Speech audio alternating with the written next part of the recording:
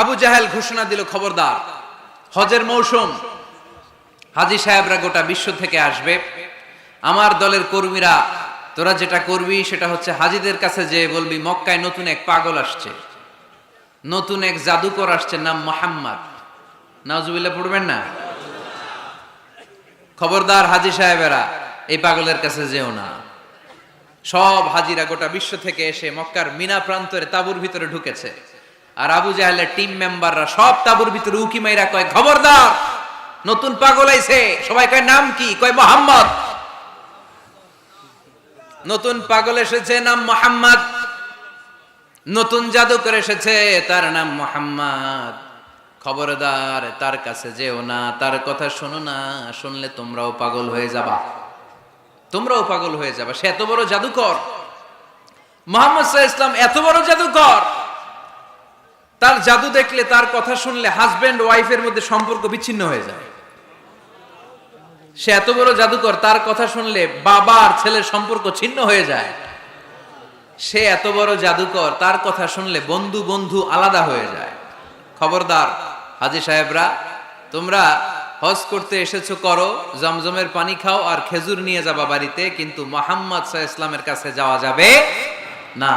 আচ্ছা, আপনারা বুঝে শুনে উত্তর দেন। এই যে লক্ষ লক্ষ হাজী মিনার তাঁবুতে বসা, আর আবু জাহেলের লোকটা যে বললো নতুন জাদুকরের নাম মোহাম্মদ, তার কাছে যেও না, এই লক্ষ লক্ষ হাজীরা এর আগে জীবনেও মুহাম্মদ সাল্লাল্লাহু আলাইহি ওয়াসাল্লামের নাম শুনছে?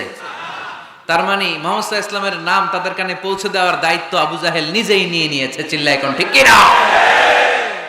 অপপ্রচার প্রচার হয়ে গিয়েছে।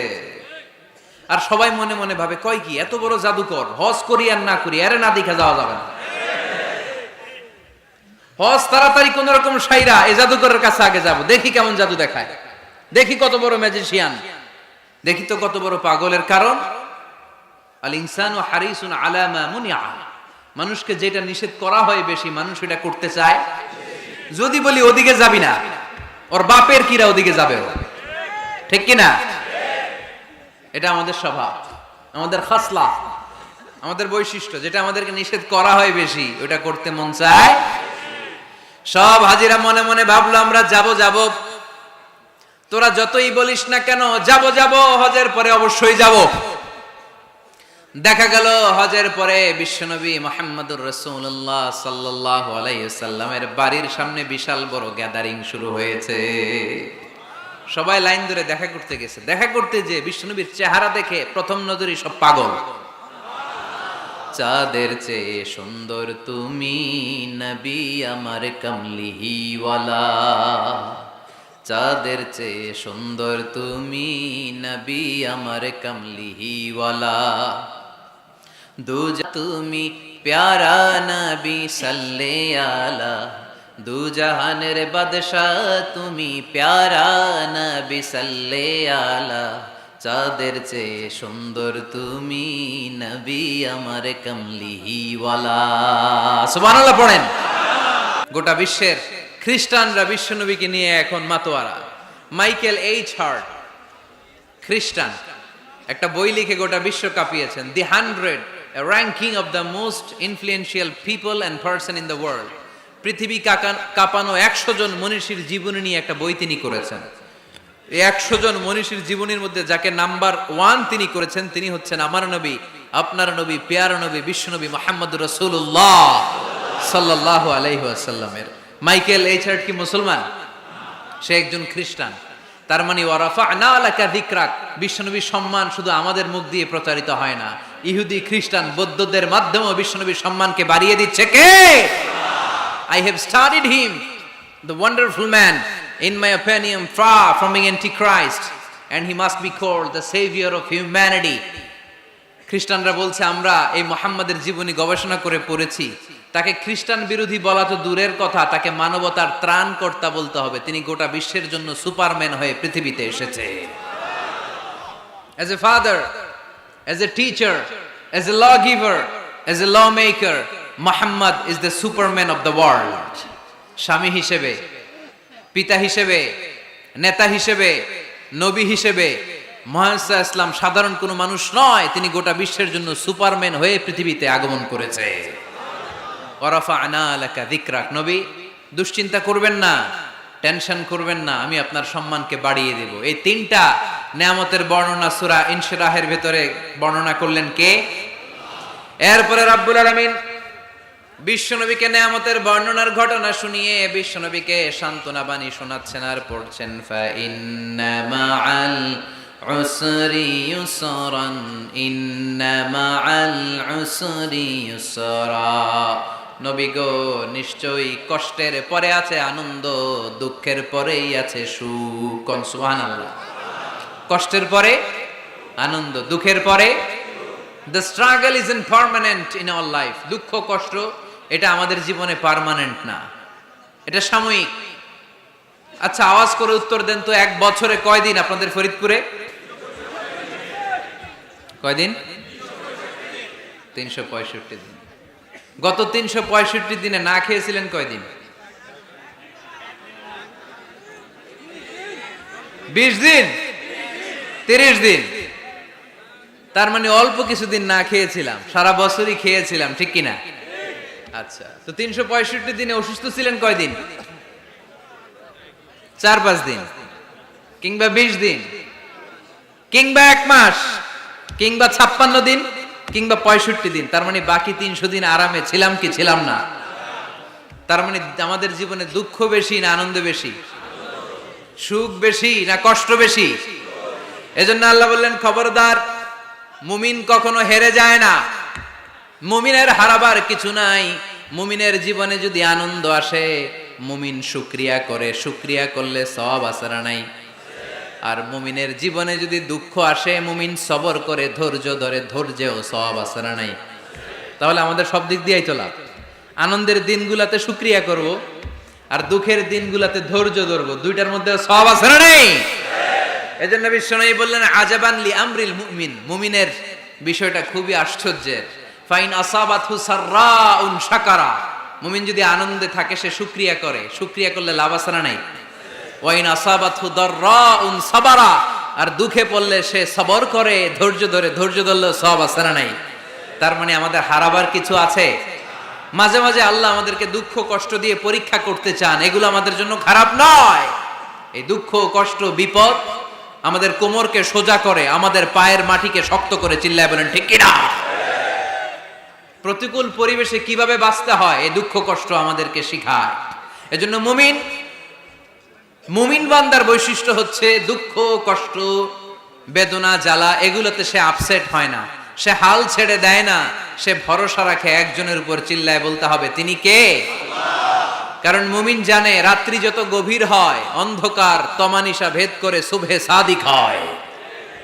মুমিন জানে গর্ভবতী নারীর পেটের ব্যথা যেই দিন বাড়তে থাকে, ওই দিনই নতুন মেহমান আগমনের সময় ঘনাতে থাকে।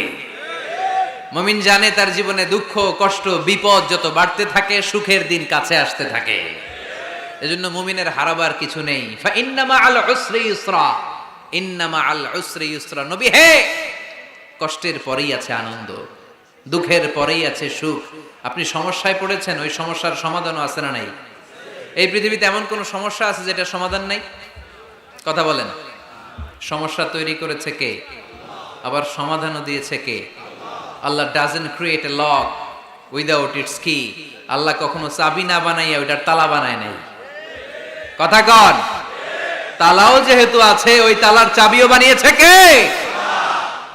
মা আনজালাল্লাহু দাআন ইল্লা আনজালাল্লাহু লাহু শিফা।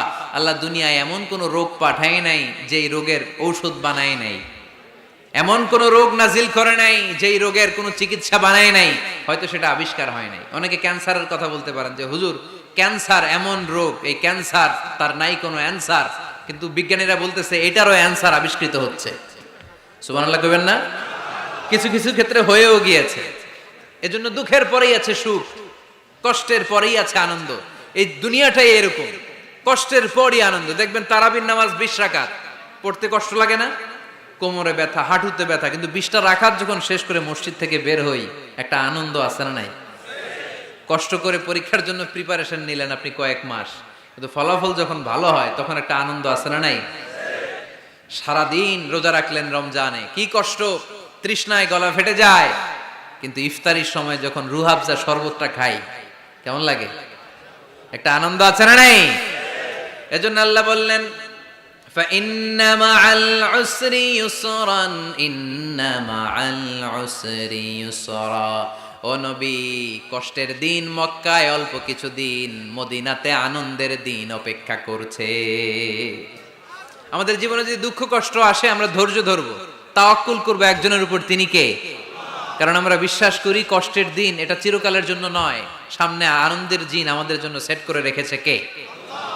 তাহলে আমরা সূরাতুল ইনশিরাহ থেকে 3টা নিয়ামতের বর্ণনা শুনলাম, বিশ্বনবীকে কি সান্ত্বনা দেয়া হলো সেটা শুনলাম। এবার 2টা গাইডলাইন শুনে তাফসীর আমরা শেষ করব। শুনতেছেন? কষ্ট হচ্ছে তো উঠা বসা করতেছেন কেন? উঠলেন কারা কারা? শেষ করে দিব? দোয়া করে দেই। কি গাইডলাইন দিলেন শুনবেন? কে কে শুনবেন না হাত তোলেন।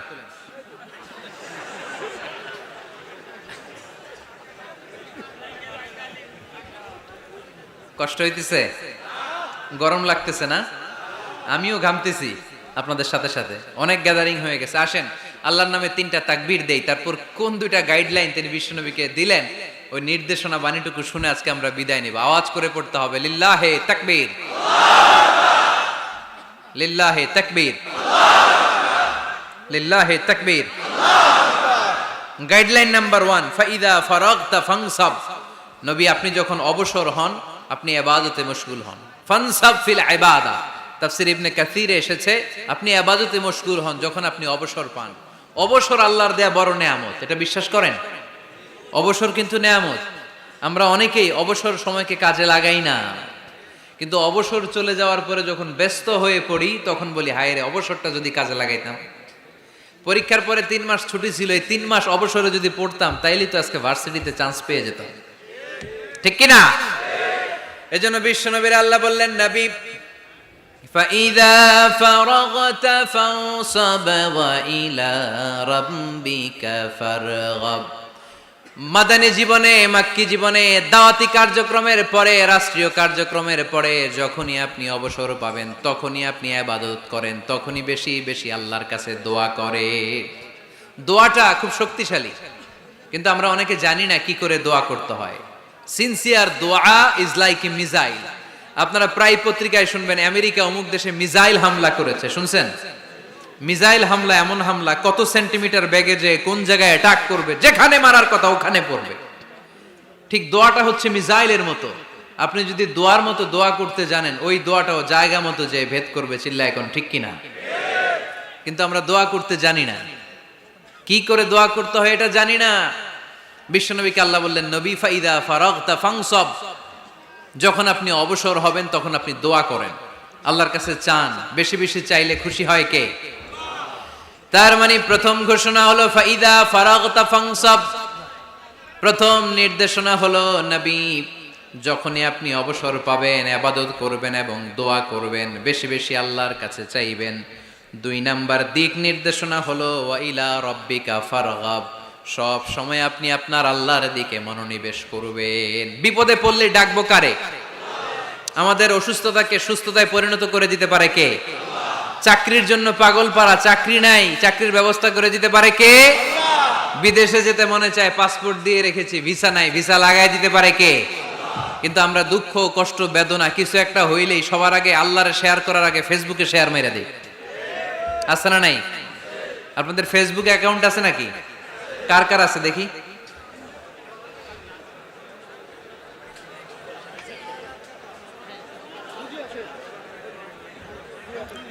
আছে আছে। এটার জন্য আমরা ভালো কাজে লাগাই, ঠিক কিনা?